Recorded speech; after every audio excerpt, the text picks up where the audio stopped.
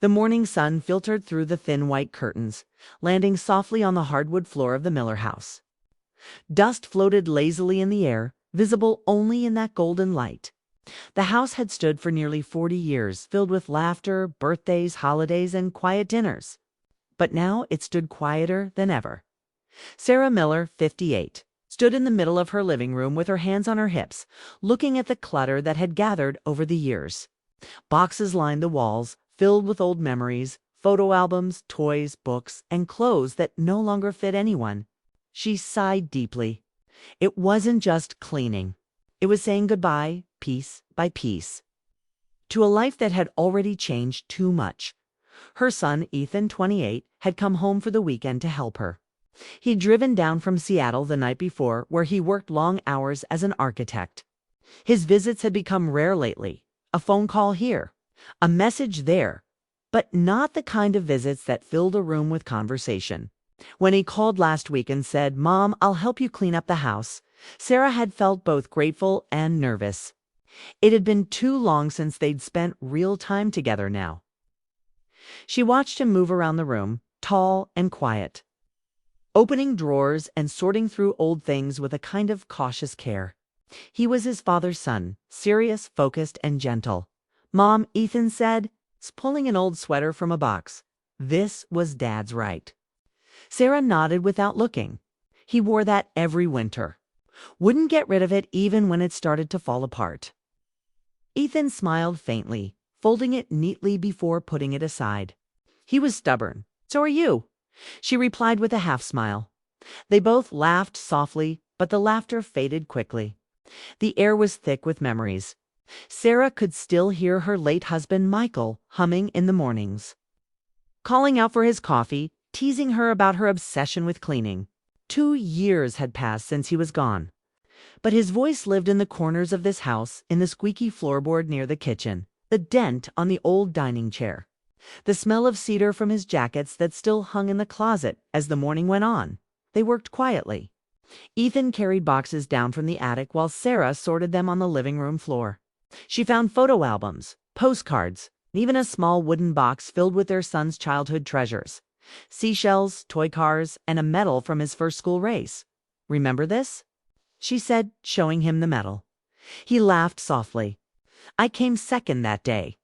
Dad said it was better than first because it meant I still had room to grow." Sarah smiled at the memory, but her eyes softened with sadness. He always knew what to say. It kept working. The sun moved higher, and the sound of moving furniture echoed through the old house. Occasionally, Ethan would glance at his mother, her silver hair tied back neatly, her sleeves rolled up, her expression calm but distant. He could tell she was holding herself together. She always did. By afternoon, the house was starting to look different, emptier. The walls that once carried family photos were bare, the bookshelves half empty. Sarah stood still for a moment, broom in hand, just looking around. It almost didn't feel like home anymore. Ethan noticed her silence. "You okay, Mom?" She nodded, though her eyes glistened a little. "Just tired. I didn't think cleaning would feel this emotional." He gave a small smile. "It's more than cleaning, isn't it?" Sarah didn't answer right away. Instead, she bent down to pick up a framed photo of her and Michael on their wedding day. The frame was old, slightly cracked, but the smiles inside were still young and bright. "He made me promise," she whispered. Ethan looked up. "Promise what?" "That I wouldn't stay stuck. That I'd live my life fully, even if he wasn't here." She sighed softly. "But it's harder than I thought it would be." Ethan didn't know what to say. He'd been so focused on his own life, his job, his plans, that he hadn't really thought about how lonely it must have been for her. He remembered the nights after the funeral, how she'd kept the lights on until late, as if she was waiting for someone to come home. They took a break around 4. Sarah made tea like she always did. She set 2 cups on the table out of habit, then quietly put one back. Ethan noticed, but said nothing. The small gesture said enough. "Do you ever think about moving?" he asked after a while. Sarah nodded slowly. "Every day. But every time I try, something stops me. Maybe it's fear. Maybe it's love. Maybe both." "Seattle's not far," he said gently. "You could come live closer to me." She smiled at the suggestion. "Oh, I'd only be in your way." "Mom," he said, looking at her seriously, "you'd never be in my way."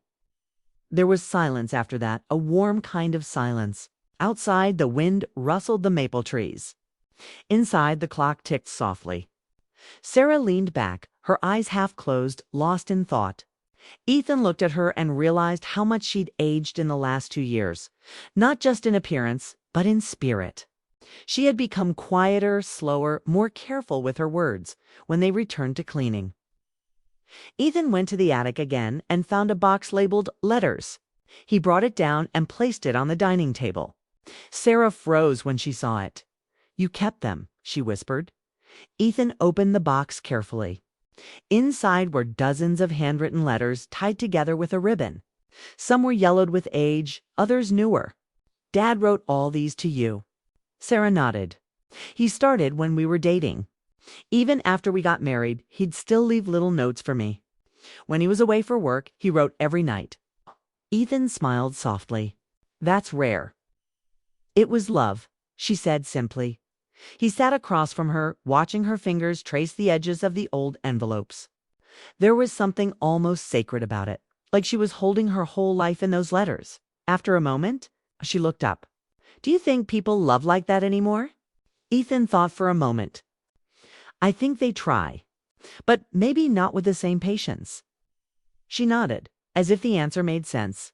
Then she looked at him, really looked, and for the first time that day, she saw not the little boy who used to build forts in the living room, but a grown man with his father's calmness and her heart. "Ethan," she said softly, "promise me something." He frowned. "What is it?" "Don't wait too long to tell someone you love them. Time moves faster than you think." He didn't know why, but her words struck something deep in him. He nodded quietly. They kept packing boxes until sunset. The house looked different now, lighter, emptier, but also strangely peaceful.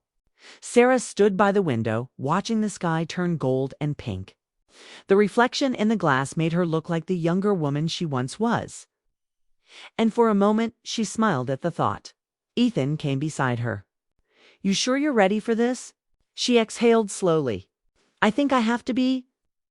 Then he said something she didn't expect.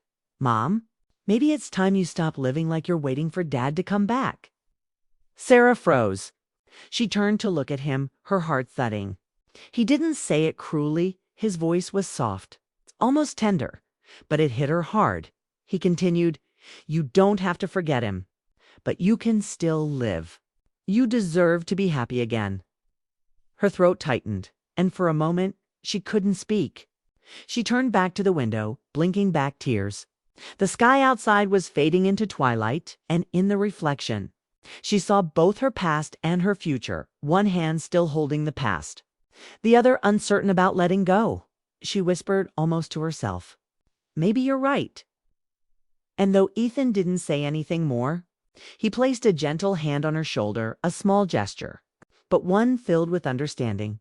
That night, as the house grew quiet, Sarah sat alone in her room, looking at one of Michael's letters. Ethan's words echoed in her mind. Maybe it was time. Maybe the hardest part of love wasn't losing someone. Maybe it was learning to live after them, but she wasn't sure yet. And somewhere deep inside, she knew tomorrow would bring another memory, another choice, another moment where she'd have to decide whether to hold on or finally to let go. The next morning started quietly. The air outside was fresh, carrying that faint scent of rain that had fallen overnight. Sarah woke early, though she hadn't slept much. Ethan's words from the night before still lingered in her mind. "Maybe it's time you stop living like you're waiting for Dad to come back." Dad to come back. It was gentle but heavy. The kind of truth that stayed with you no matter how much you tried to shake it off. Downstairs, the house looked strange. The boxes stacked neatly in the corner were like reminders of what she was letting go. The walls, bare now, made every sound echo a little louder. She stood by the kitchen window, holding a cup of coffee, staring at the garden outside. Michael used to take care of those rose bushes. They were still there, though wilder now, spreading in every direction. Ethan came downstairs a few minutes later. hair still messy, wearing the same sweatshirt from the night before. "Morning," he said quietly. "Morning," she replied, forcing a small smile. "Did you sleep okay?" "Yeah," he lied, sitting down at the table. "You?" She shook her head. "Not really. Too much on my mind." They ate breakfast in silence. The ticking of the kitchen clock filled the quiet. After a few minutes, Ethan said, "I'll start on the garage today. You can go through the rest of the boxes in the living room." Okay, Sarah nodded, glad to have something to focus on. They spent the morning sorting, cleaning, and throwing out old things that no longer served a purpose. But as she worked through a box labeled personal, something inside caught her attention, an old envelope different from the rest. The paper was slightly yellowed, but the handwriting was unmistakable. It was Michael's. Her breath caught. She sat down slowly, her hands trembling as she turned it over. It wasn't sealed, but it had her name written in his neat, familiar handwriting. "Sarah, for when you're ready." She stared at the words for a long time before unfolding the paper. The smell of old ink hit her as she began to read. "My love, if you're reading this, it means I'm no longer around to tell you the things I should have said more often. You always said I was terrible with words, and you were right, but this is my last try. Don't stop living when I'm gone. Don't fill your days with silence just because mine ended. The world will still be waiting for you. New days, new laughter, new people. Don't let grief become your only companion. You were my home, Sarah, and now it's your turn to build another one. Always yours." Michael tears blurred her vision. She pressed the letter to her chest, shaking quietly. It was like he had known, like he had seen the years ahead, and wanted to leave her a way to move forward. Ethan came in from the garage just then, wiping his hands on a rag. "Mom, I found he stopped when he saw her." The letter in her hand, the tears on her face. He didn't need to ask. He sat beside her without a word. For a while, there was only silence. Finally, Sarah handed him the letter. "He wrote this before he died." Ethan read it carefully. When he finished, he exhaled slowly. "He always knew what to say, didn't he?" She nodded. "He did. Do you think he meant it? About moving on?" Her voice broke slightly. "I think he did, but knowing it and doing it, those are different things." They sat together quietly, the letter resting between them. Outside, the sky had turned brighter. A gentle wind moved through the open window, lifting the curtains. After a while, Sarah stood up. "I want to show you something," she said. She led him upstairs to the small attic room that had always been off limits when he was a kid. Dust covered the furniture and boxes filled the corners. But in the center stood an old easel and a few unfinished paintings. Ethan looked around, surprised. "You painted." She smiled faintly. "A long time ago. Your father loved these. He said I should never stop." He walked closer, brushing dust off a half-finished painting, a landscape of the lake they used to visit when he was little. "You're really good," he said honestly. "I used to paint almost every week," she said quietly. "Then I just stopped. After he passed, I couldn't look at colors anymore. Everything felt gray." Ethan turned to her. "Maybe you should start again." She looked at the painting, the soft blues, the unfinished brushstrokes, and for a moment she could almost feel the warmth of the sun on that lake again. "Maybe I should," she whispered. They spent the rest of the morning clearing the attic. Ethan helped her set up the easel by the window where the light was best. He even found her old paintbrushes in a tin box. The air felt lighter somehow, as if the house itself was beginning to breathe again. By late afternoon, Sarah stood at the easel, brush in hand, staring at a blank canvas. Ethan watched quietly from the doorway. It had been years since she'd done this, and it showed in the way her hand hesitated. But then, slowly, she dipped the brush into the paint and made the first stroke. It wasn't perfect. It wasn't even steady. But it was something. Ethan smiled. "Looks like Dad would be proud." Sarah's lips curved softly. "I hope so." They painted together for a while. She painted the lake, and he helped mix colors. It wasn't just art. It was connection, the kind they hadn't shared in years. That night, after dinner, they sat in the living room, tired but content. The boxes were fewer now, the air clearer. Sarah held a cup of tea while Ethan scrolled through his phone absently. Out of nowhere, Key said, "You know, Dad was right about something." He looked up. "About what?" He smiled faintly. "That second place medal?" He said it meant I still had room to grow. "I think that applies to us, too." Sarah tilted her head. "Us, yeah," he said, setting his phone aside. "We both stopped growing for a while in different ways. But maybe now it's time we start again." She looked at him, her eyes warm with pride. "You've grown into such a good man, Ethan." He laughed softly. "I had good parents." The clock ticked softly between them. It wasn't the same silence as before, it was softer now, almost peaceful. Later that night, when Ethan had gone upstairs, Sarah sat alone in the living room again. She took out Michael's letter and read it one more time. The words no longer hurt, they comforted her now. She looked around the room, the photos, half-empty shelves, the faint smell of old books, and realized something. Maybe letting go didn't mean forgetting. Maybe it meant remembering differently. She walked to the attic, her steps slow but steady, and looked at the painting she had started. It wasn't finished yet, but it didn't need to be. Life wasn't meant to be finished in one sitting either. As she stood there, she whispered softly, "I'm trying, Michael. I really am. For the first time in a long while."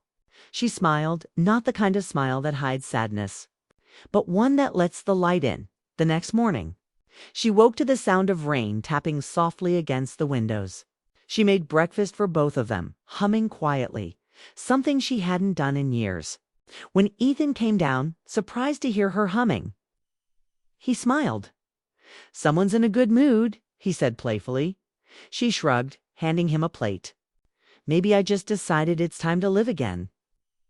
He looked at her, at the brightness in her eyes, the calm in her movements, and felt something shift inside him, too. Maybe her healing was going to heal him, too. Before he left later that afternoon, Sarah handed him Michael's letter. "Take it," she said softly. "I think you should have it." He frowned. "Are you sure?" She nodded. "It's his last lesson. Maybe you'll understand it better someday." He slipped it carefully into his bag. Then he hugged her tightly, a long, wordless hug that carried all the love they'd both been too quiet to say before as his car disappeared down the road. Sarah stood on the porch, watching the rain slow to a drizzle. The roses in the garden glistened with drops of water. She whispered to the wind, "You were right, Michael. The world is still waiting." And when she went back inside, the house didn't feel empty anymore. The rain had finally stopped the next morning, leaving the air cool and clean. Sunlight spilled through the kitchen window as Sarah stood by the counter brewing coffee. It had been days since that emotional afternoon with Ethan, and the house already felt lighter. There was warmth again in the air, in her steps, even in the silence. For years, the house had felt like a memory frozen in time. But now it seemed alive, like it was breathing again. Sarah looked at the painting she'd finished the night before. The lake shimmered under soft colors of sunset, and though it wasn't perfect, it felt right. It was a piece of her heart finally open again. She decided to hang it above the fireplace, where everyone could see it. It was time to stop hiding her feelings behind dusty boxes. Ethan was back at college now. He called often, every morning, actually. He'd ask what she was painting or if she was eating properly. His voice was different lately, calm, confident, full of purpose. It made Sarah proud, but also a little lonely. Still, she told herself that's how life was supposed to move forward. That afternoon, as she cleaned the porch, her neighbor Helen stopped by. "Sarah, you're glowing lately," Helen said with a laugh. "What's your secret?" Sarah smiled, brushing a strand of hair from her face. "Maybe I just stopped waiting for life to start again." Helen grinned. "About time. Listen, the community center is hosting an art showcase next month. You should join. It's all local artists." Sarah hesitated. "Oh, I haven't done anything like that in years." "That's exactly why you should," Helen insisted.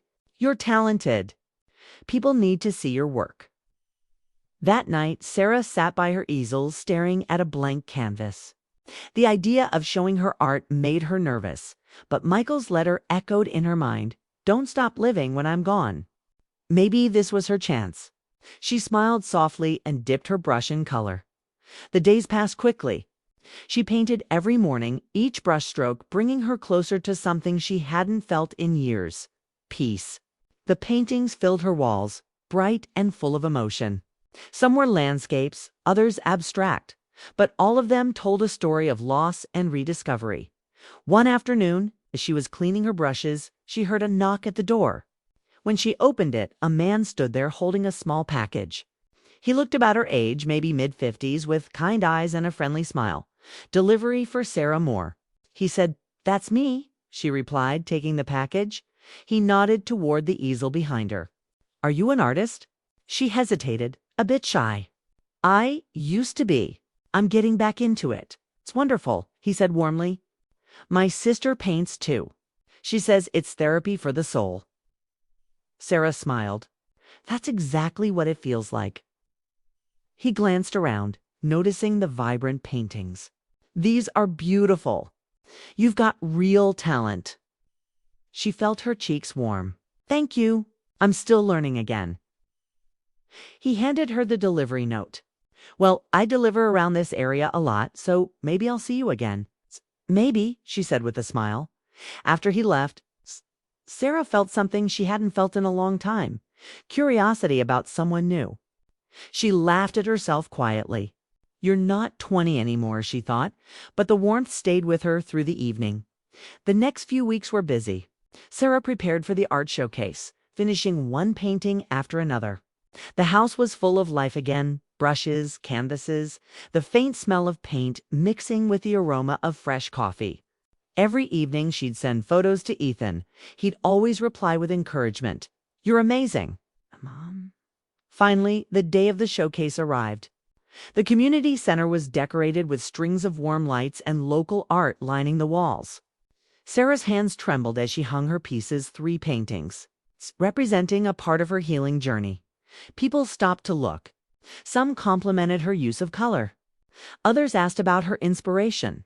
For the first time in years, Sarah talked about her feelings openly. She spoke about grief, love, and rediscovery, and she felt lighter with every word as she was packing up at the end of the night. Someone tapped her shoulder. She turned and saw the delivery man again, holding a cup of coffee. "Looks like you did pretty well," he said with a grin. "Your paintings were getting a lot of attention." Sarah smiled, pleasantly surprised. "You came." "I told you I might," he said. "I was curious to see the artist behind those beautiful pieces." She laughed softly. "I didn't think anyone would actually show up just to see them." "Well, I'm not just anyone," he said, smiling. "I'm Tom, by the way. Nice to finally know your name, Tom," she said, shaking his hand. They sat down on a nearby bench, sipping coffee as people began to leave. The air was cool, and the night sky glowed with soft city lights. Tom told her about his sister, who had moved away, and about how he'd been working as a courier since retiring early. "I like the quiet of it," he said. "Gives me time to think. But it gets lonely sometimes." Sarah nodded. "I understand that more than you know." There was an easy silence between them, comfortable, not awkward. It reminded her of something she hadn't experienced in years: companionship without expectation. When the evening ended, Tom offered to walk her to her car. "Before leaving," he said, "you should keep painting. The world needs more of what you do." She smiled, touched. "Thank you, Tom. That means a lot." After that night, Tom began dropping by occasionally. Sometimes he'd bring her a cup of coffee from the local cafe, sometimes just stop to say hello while on his route. They talked about simple things: books, music, the little details of everyday life. Slowly, Sarah realized she looked forward to those short visits. One day, he noticed her struggling to move a heavy box of art supplies. "You need help with that?" he asked. "Only if you don't mind getting some paint on your hands," she joked. He laughed. "I think I can handle it." As they worked together, Sarah caught herself smiling more than she expected. It wasn't the kind of excitement that comes from something new. It was gentler, quieter, but it warmed her deeply. That evening, she called Ethan. I think I made a new friend, she said, trying to sound casual. Ethan chuckled. A friend, huh? What's his name? Tom, she admitted. Her son smiled through the phone. That's great, Mom. You deserve good people in your life. Sarah paused, touched by his words. You really think so? I know, so, he said firmly. Dad would have wanted that too. The following weekend, Sarah invited Tom over for coffee. He admired her latest painting, a sunrise over calm water. You're getting better every day, he said genuinely. I'm just painting what I feel, she replied softly. And what's that? She smiled faintly. Hope. Tom looked at her with quiet understanding. Then you're painting the right thing. They sat outside for hours, watching the light change as the day faded. The air smelled of roses and fresh paint. Sarah realized she hadn't felt this kind of peace in years. Not because she was replacing her past, but because she was learning to live with it when Tom left that evening. Sarah stood by the door for a moment, her heart calm but full. Life had surprised her in ways she didn't expect, with grief, with change, and now, with quiet comfort. Later, she walked to her easel and picked up her brush again. She began a new painting, not of loss or sorrow, but of the garden outside. Full of light and color. As she worked, she whispered softly, I'm still learning, Michael. But I'm happy. The brush moved steadily, each stroke full of life. The house that once felt empty was now alive again, filled with laughter, conversation, and the smell of fresh coffee in the mornings. Sarah knew she would never stop missing her husband. But she also knew he'd be proud. She was living again fully, honestly, beautifully. And as the final rays of sunset lit up her studio, she smiled. The chapter wasn't closing. It was only beginning.